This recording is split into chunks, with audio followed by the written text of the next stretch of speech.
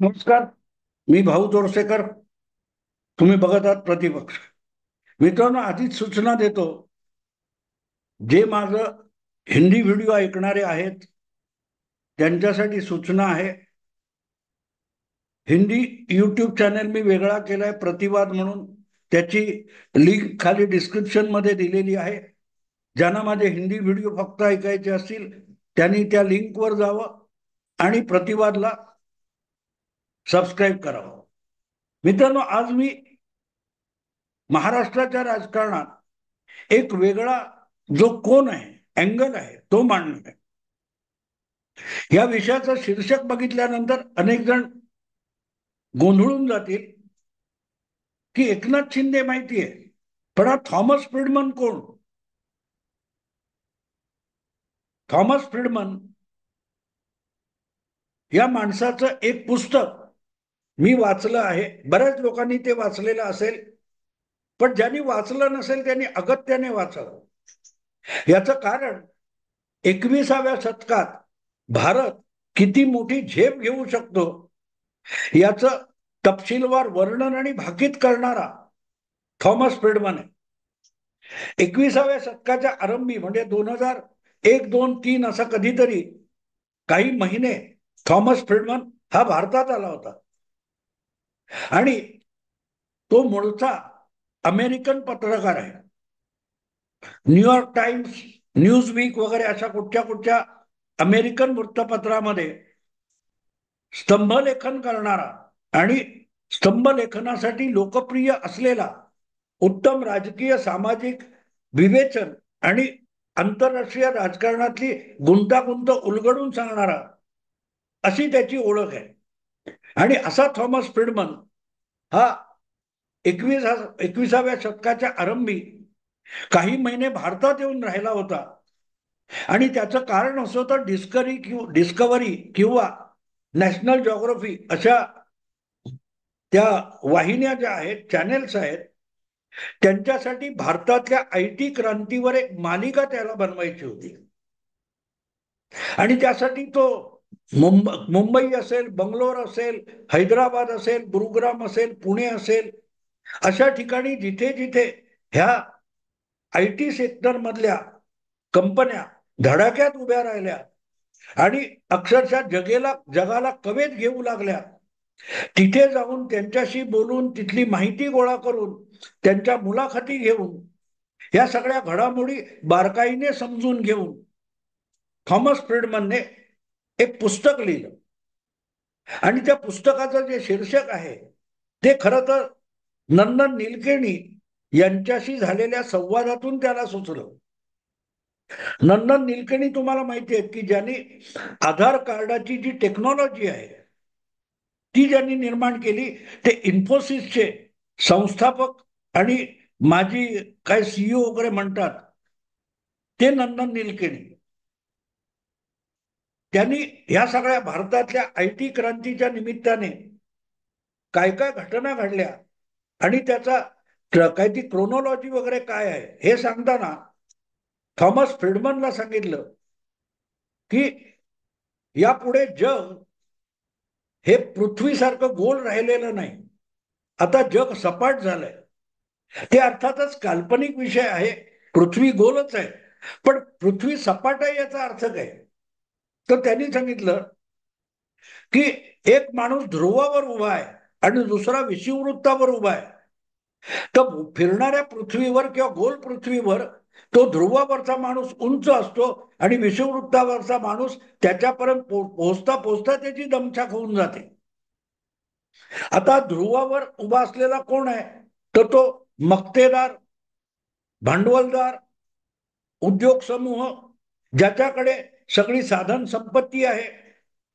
त्याच्या समोर एक कल्पक, हुशार, बुद्धिमान माणूस टिकू सुद्धा शकत नाही. कारण सगळी साधन संपत्ती ही त्या माणसाकडे आहेत. त्यामुळे जिथून तो सुरुवात करतो ती जागाच मुळात उंचावर आहे. आणि एक तळागाळातला माणूस जेव्हा वर यायला धडपडतो तेव्हा त्याचं आयुष्य संपून गेलं तरी तो अर्धा पाव पल्ला पण गाठवू शकत नाही. ही जी परिस्थिती होती ती 21व्या शतकात राहणार नाही. 21व्या शतकात हळूहळू ग्लोबलायझेशन नंतर, जागतिकीकरणानंतर कल्पना, नव्या नव्या टेक्नॉलॉजी, नवी नवी तंत्रज्ञान जे आलेलं आहे, त्यामुळे ज्याच्याकडे चांगली कल्पना आहे, ज्याच्याकडे चांगले विषय आहेत, तो भांडवलदारावर आणि मक्तेदारावर मात करू शकतो. हे अलीकडल्या काळात आपण बघतो. झुकेरबर्ग असेल किंवा बिल गेट्स असतील, ही अमेरिकेतली सामान्य माणसं होती. मोठमोठ्या आधीपासूनच्या कंपन्या होत्या तंत्रज्ञानामधल्या, यंत्रज्ञानामधल्या, त्यांना मागे टाकून यांनी केवढी मोठी झेप घेतली बघा. तर त्याचा मोठा स्फोट हा 21व्या शतकात होईल, हे नंदन निलकणीचं म्हणणं होतं. नाहीतर जगभरच्या उद्योग आणि भांडवलशाहीमध्ये अमेरिका दादागिरी का करत होती, पण टेक्नॉलॉजीने ते करून टाकलं. आज आपण बघतोय की अमेरिकेतल्या किंवा जगातल्या 8 मोठ्या अर्थसंस्था आहेत, त्याच्यावर भारतीय प्रमुख आहेत. हे कसं शक्य झालं? त्याचंच विवेचन थॉमस फ्रीडमनने या पुस्तकामध्ये केले की वारसाने, मक्तेदारीने ज्यांना कोणाला काय मिळालंय, त्यांच्या समोर एक चांगली कल्पना घेऊन उभा राहणारा स्टार्टअप देखील फार मोठी मजल मारू शकतो, ज्याची कष्ट करण्याची तयारी आहे. त्याच्यात मला आठवतं थॉमस फ्रीडमनने एक फार सुंदर अनुभव लिहिलाय की त्याच्या बालपणी, थॉमस फ्रीडमन म्हणजे तो आता 70-80 वर्षाच्या आसपासचा माणूस आहे, त्याच्या बालपणी त्याचे पालक त्याला सांगायचे, बाबा रे, आपला देश संपन्न आहे म्हणून तुला आरामात घर बसल्या 2 वेळचं जेवण पोटभर मिळू शकतंय, कष्ट न करता जेवण मिळू शकतंय, तर पोटभर जेवून घे, ताटावर बसलास की नखरे करू नकोस. भारतात आणि आफ्रिकेत लाखोनी मुलं ही कुपोषणाने, उपाशी पोटी मरत असतात. तेव्हा तुला जर तुला जर सुखरूप राहायचं असेल तर जेवून घे. आणि थॉमस फ्रीडमन म्हणतो, जे माझे पालक मला बालपणी सांगत होते ते मी आज माझ्या मुलांना सांगू शकत नाही. याचं कारण असं, आज माझ्या मुलांना आम्ही सांगतो की बाबांनो शिकून घ्या, इथे उत्तम शिक्षण व्यवस्था आहे अमेरिकेत, शिकून घ्या. नाही तर तुमच्या नोकऱ्या बळकवायला भारतात आणि आफ्रिकेत तिसऱ्या जगातली मुलं शिकून पुढे येत आहेत, ती येऊन तुमच्या नोकऱ्या पण घेऊन बसतील, काबीज करतील, अमेरिका काबीज करतील. हे आम्ही मुलांना सांगतो, असं थॉमस फ्रीडमन म्हणतो त्या पुस्तकामध्ये. ज्याच्याकडे गुणवत्ता आहे, ज्याच्याकडे कौशल्य आहे, ज्याच्याकडे बुद्धी आहे, ज्याच्याकडे झुंजण्याची आणि मेहनत घेण्याची तयारी आहे, त्याच्यासमोर भले भले लोक टिकणार नाहीत, मक्तेदार वारसदार टिकणार नाही, असं थॉमस फ्रीडमन त्या द वर्ल्ड इज फ्लॅट पुस्तकात सांगतो. आणि हा विषय मी आज तुमच्या समोर तेवढ्यासाठी आणलेला आहे, तेवढ्यासाठी आणलाय. आणि मला आठवतं त्यांनी त्याच्या पुस्तकात सांगितलंय, या सगळ्यामध्ये काय टिकेल की आज अनेक छोटे छोटे लोक धडपड करतात आणि ऑनलाईन पदार्थाची विक्री होऊ शकते, वस्तूंची विक्री होते. मोठमोठे मॉल आणि दुकानदार यांच्याशी ऑनलाईन टक्कर दिली जाते. अमेझॉन वगैरे काय, तर तो त्याच्यात म्हणतो की पण हे सगळं होत असलं तरीही कॉम्प्युटर किंवा यंत्र घर बसल्या केस कापून देऊ शकणार नाही. हातातलं कौशल्य लागेल, अतिशय देखणं, आणि आपल्याला हवा तसा गणपती बनवायचा किंवा जे काय आहे ते. तो कौशल्य आणि बुद्धिमत्ता यांची सांगड घातलेली माणसं ही भल्या भल्यांना पराभूत करून टाकतील. आणि मेहनत घेणारे हे आळशी लोक, मक्तेदार असतात, त्यांना संपून टाकतील, असं त्यांनी भाकीत केलं होतं. आणि मित्रांनो, आज बघा, आपण बघतो की या सोशल मीडिया किंवा जो काही डिजिटल मीडिया आलाय, त्यांनी भल्या भल्या कंपन्या, माध्यम समूह यांना जेरीस आणलेलं आहे युट्यूबवर.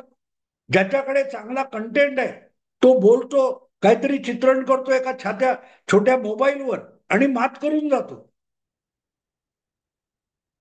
मोठमोठे कलाकारांची मुलं ज्यांना, आता अमिताभचा मुलगा अभिषेक बच्चन टिकला नाही, त्याला बापाने आईने खूप संधी दिली, उपयोग नाही. नेमकी तीच गोष्ट इथे होणार आहे. मोठमोठे निर्माते वगैरे यांच्यावर आता ओटीटी प्लॅटफॉर्म, वेब सिरीजनी मात केलेली आहे. हीच गोष्ट टॉम फ्रीडमनने सांगितली की मला मोठा प्रोड्युसर, मोठे मोठे चेहरे, लोकप्रिय नट घेऊन सिनेमा काढायची गरज नाही. माझ्या बजेटमध्ये बसणारे मी सिनेमा काढू शकतो. जर माझ्याकडे चांगलं कथानक असेल, चांगला दिग्दर्शक असेल, तर मी थिएटरमध्ये चालणाऱ्या सिनेमावर मात करू शकतो. हे दिसून आलं. हेच थॉमस फ्रीडमनने वर्ल्ड फिल्म फ्लॅट मध्ये सांगितलं. आता या सगळ्यामध्ये एकनाथ शिंदे कुठून येतो? एकनाथ शिंदे यात येतो कुठून? बाळासाहेबांचा सुपुत्र, बाळासाहेबांचा वारसदार उद्धव ठाकरे. बनी बनाई शिवसेना नावाची संघटना त्याला मिळाली, ज्याच्या काय ते दिमतीला 50-60-70 आमदार सहजगत्या येऊ शकतात, असं नेतृत्व उद्धव ठाकरेंना आयतं मिळालं. हे निवडून आणण्याची क्षमता उद्धव ठाकरे यांनी आत्मसात केलेली नाही, वडिलार्जित आहे. आणि अशा त्या गर्दीमधला एक तरुण शिवसैनिक ज्याचं नाव एकनाथ शिंदे शिवसेनेत दाखल झाला. बाळासाहेबांचे अनुयायी आनंद दिघे यांच्या बरोबरीने काम करायला लागलेला शिवसैनिक एकनाथ शिंदे रिक्षावाला होता. तो रिक्षावाल्यापासून मुख्यमंत्री पदापर्यंत पोहोचला. याला हिणवण्यासाठी खोके, बाप पळवला, विकले गेले मिंधे, अशी टिंगल केली म्हणून त्याचं कर्तृत्व कमी होत नाही. खोके देऊन आमदार विकत घेता येतात, पण आमदारांच्या निष्ठा, एकनाथ शिंदे यांच्याबरोबर गेलेले 40 आमदार त्यांच्याकडे टिकून राहिले. याचं कारण हा माणूस आपल्यासाठी ठामपणे उभा राहील, हा आत्मविश्वास एकनाथ शिंदे यांनी त्यांच्यामध्ये निर्माण केला. जो विश्वास उद्धव ठाकरे आयता असतानाही टिकू शकले नाहीत आणि एकनाथ शिंदे यांनी तो विश्वास मिळवला. हा फरक लक्षात घेतला पाहिजे मित्रांनो. हा मोठा फरक आहे की जो विश्वास केवळ बाळासाहेबांचे चिरंजीव म्हणून उद्धव ठाकरेंच्या वाट्याला आला होता, तो उद्धव ठाकरेंना टिकवता आला नाही. आणि शून्यातून सुरुवात करून एकनाथ शिंदे कुठपर्यंत येऊन पोहोचले बघा. नगरसेवक, आमदार, मंत्री, मुख्यमंत्री. आणि दुसरीकडे बघा, आदित्य ठाकरे यांच्यासाठी सुनील शिंदे वरळीचा मतदारसंघ ज्यांनी मशागत केली त्याला बाजूला करून आदित्य ठाकरेंना आयता मतदारसंघ देण्यात आला. तोही परत टिकवता येईल की नाही याची मारामार आहे. फरक तिथे असतो मित्रांनो. थॉमस फ्रीडमन जे सांगतो की मोठमोठ्या दिग्गजांना नौखे लोक पराभूत करू शकतील ज्यांच्याकडे मेहनत घेण्याची तयारी आणि कला कौशल्य असेल, बुद्धिमत्ता असेल. एकनाथ शिंदे यांनी आपल्या कृतीतून आणि वागण्यातून, जगण्यातून तो फरक सामान्य माणसाला दाखवून दिला. हे मी आज एवढ्यासाठी सांगतोय की आता विधानसभा निवडणुका आल्यात आणि या विधानसभा निवडणुका आणि त्या निमित्ताने होणारे सर्वे बघितले तर अचानकपणे एकनाथ शिंदे हे महाराष्ट्राच्या मुख्यमंत्री पदासाठी सगळ्यात लोकप्रिय असलेला चेहरा म्हणून दाखवला जातोय. गेली 2 वर्ष उद्धव ठाकरे यांना हुसकावून लावलं, बाजूला काढलं, म्हणून सहानुभूती सहानुभूती असं रडणारी सगळी माध्यमं आज चक्रावून गेलेली आहेत की एकनाथ शिंदे जो महाराष्ट्राच्या पातळीवरचं सर्वोच्च नेतृत्व म्हणून खिचगणतीत नव्हता, असा एकनाथ शिंदे आज महाराष्ट्रातला मुख्यमंत्री पदासाठी सर्वात लोकप्रिय चेहरा ठरलाय. तर का ठरला? 18 तास काम करणारा मुख्यमंत्री पाऊस पाण्यामध्ये आपल्या जीवाची आणि तब्येतीची किंवा सुरक्षेची पर्वा न करता धावणारा मुख्यमंत्री आणि 2.5 वर्षात मंत्रालयाकडे 2 किंवा 3 दिवस फिरकलेला मुख्यमंत्री याची तुलना जेव्हा सामान्य माणूस करायला लागतो तेव्हा त्याला कळतं की आपल्यासाठी उपयुक्त कोण आहे, आपल्यासाठी उपयुक्त कोण आहे. नुसता तोंडाने फुशारक्या मारणारा की वेळ प्रसंगी धावून येणारा, करोना काळ असो किंवा इतर वेळी असो, तत्काळ तिकडे धाव घेणारा एकनाथ शिंदे हा मुख्यमंत्री, याच्याशी जेव्हा उद्धव ठाकरे यांची तुलना होते तेव्हा लोक एकनाथ शिंदेचं पारडं झुकवत असतात. आणि हेच तर थॉमस फ्रीडमन सांगतो. एकनाथ शिंदेच्या वडिलांकडून त्यांना वारसा काय मिळाला, गावची शेती 7-12 वर चालत आलेली आहे. पण त्यांनी शेतीमध्ये पराक्रम गाजवलेला नाही. शेती अजूनही करतो एकनाथ शिंदे. पण एकनाथ शिंदेनी मुंबईत येऊन कुटुंबाला मदत म्हणून मिळतील त्या नोकऱ्या केल्या, रिक्षा चालवली, रिक्षा चालवता चालवता सामाजिक सेवा म्हणून जे काम सुरू केलं त्यातून राजकारणात ओढलं गेल्यानंतर नगरसेवक, आमदार, मंत्री करत करत माणूस इथपर्यंत येऊन पोहोचलाय. उद्धव ठाकरेंनी यातलं काही केलं नाही. उद्धव ठाकरे शिवसैनिक नव्हते, उद्धव ठाकरे शाखा प्रमुख नव्हते, विभाग प्रमुख नव्हते. उद्धव ठाकरे डायरेक्ट पक्ष प्रमुख झालेले, मक्तेदार, वारस, भांडवलदार, मक्तेदारी. कळलं करा ना, हा फरक आहे. थॉमस फ्रीडमनने हे सांगितलेलं आहे. मराठी माध्यमातल्या पत्रकारांनी हा थॉमस फ्रीडमन योग्य वेळी वाचला असता आणि समजून घेतला असता तर जगातला 1 नंबरचा मुख्यमंत्री म्हणून उद्धव ठाकरेंची डंका पिटत आपला वेळ वाया घालवला नसता. त्यापेक्षा एकनाथ शिंदे नावाच्या माणसाला समजून घेण्याचा प्रयत्न केला असता.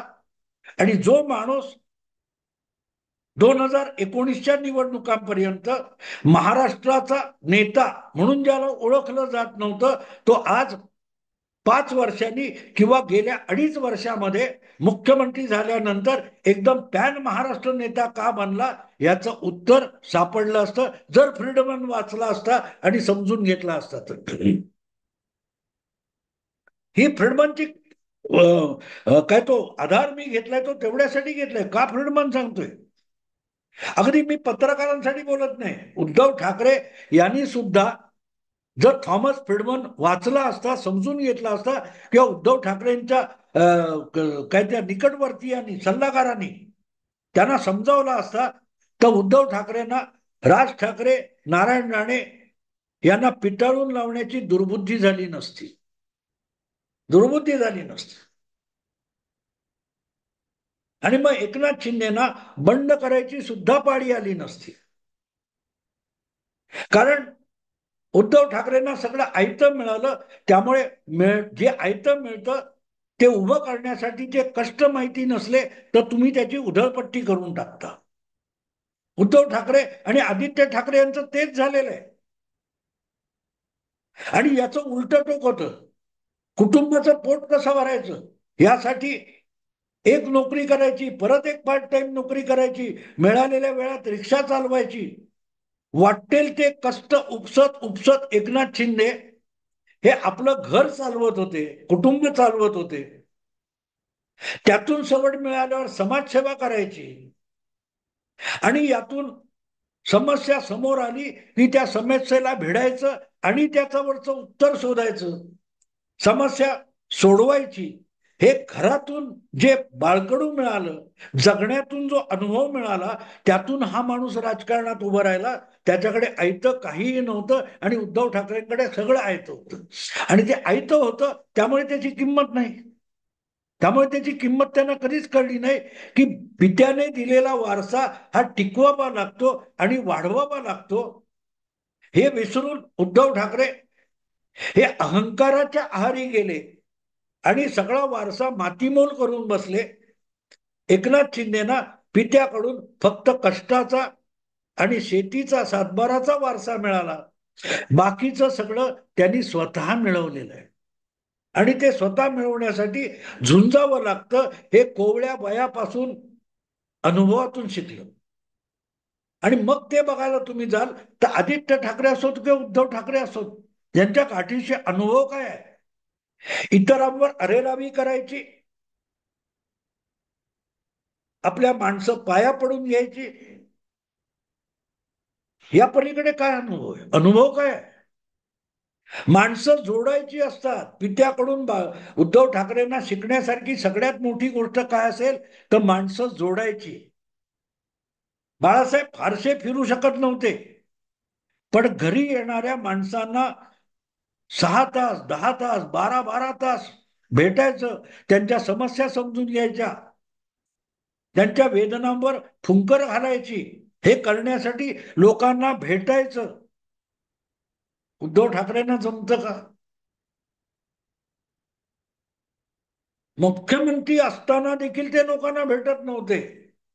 पक्षप्रमुख म्हणून कार्यकर्त्यांना भेटत नव्हते. ह्या तक्रारी आता नव्या नाहीत, या गेल्या 4-5 वर्षामध्ये अखंड चर्चेला गेलेल्या गोष्टी आहेत. आणि या तुलनेत मुख्यमंत्री म्हणून कारभार सांभाळायचा आणि रोज अक्षरशः शेकडो लोकांना भेटायचं, त्यांच्या समस्या समजून घ्यायच्या, त्याच्यावरची उत्तरं शोधायची, अंमलात आणायची, हा जो एकनाथ शिंदे आहे, हा फरक आहे. एकनाथ शिंदे समजून घ्यायचा तर तो मार्क झुकेरबर्ग समजून घ्यायला लागतो, बिल गेट्स समजून घ्यायला लागतो. ज्या भारतीय मुलांनी आयटीची क्रांती घडवली, मोदी म्हणतात ना, माऊस आणि कीबोर्ड याच्यावर जगाला चकित करून सोडणारा भारतीय तरुण, त्यापैकी कीबोर्ड आणि माऊस यात नसतील एकनाथ शिंदे, पण त्याच पठडीतले आहेत. समस्येवर उत्तर शोधणारा आणि समस्या सोडवणारा आणि समस्येसाठी फक्त रडत बसलेला वारसदार, यातला हा फरक आहे. आणि तेच थॉमस फ्रीडमन सांगतो. एकनाथ शिंदेने थॉमस फ्रीडमन वाचलेलं पण नसेल, माहिती पण नसेल, ऐकलेलं पण नसेल, पण थॉमस फ्रीडमन 21वे शतक भारताचं आणि भारतीय लोकांचं आणि तरुणांचं आहे म्हणतो. तो तरुण म्हणजेच एकनाथ शिंदे असतो. आणि म्हणून फ्रीडमनचा आधार घेऊन मी शिवसेनेतल्या घडामोडीवर हा व्हिडिओ बनवला. आवडला असेल तर लाईक करा, शेअर करा, सबस्क्राईब करा. नमस्कार.